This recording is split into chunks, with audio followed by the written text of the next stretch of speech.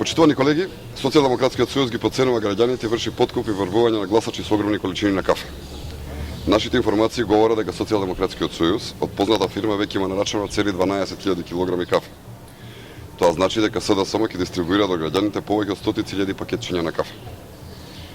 Парите кои СДСМ ќе ги потроши за ова кафе изнесуваат неколку милиони. Ова не може да биде промативен материјал и намената на ова кафе е јасна: подкуп и врбување на гласачите. Господине Црвенковски, ги украдовте и упропастите фабриките, а народот го подкупувате со 100 грама кафе. Какво лицемерие? Фабриките за вас и вашата олигархија, а по 100 грама кафе за народот.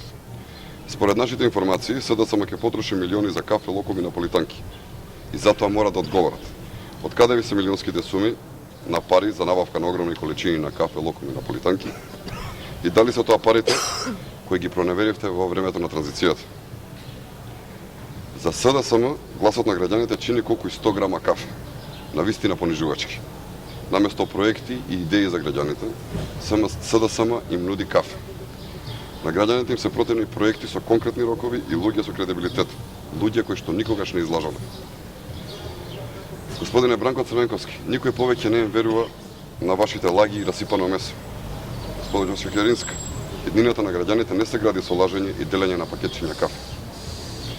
СДСМ мора да се откаже од ваквата валкана кампања, а граѓаните заслужуваат многу повеќе. Затоа СДСМ ќе биде казнет на овие избори.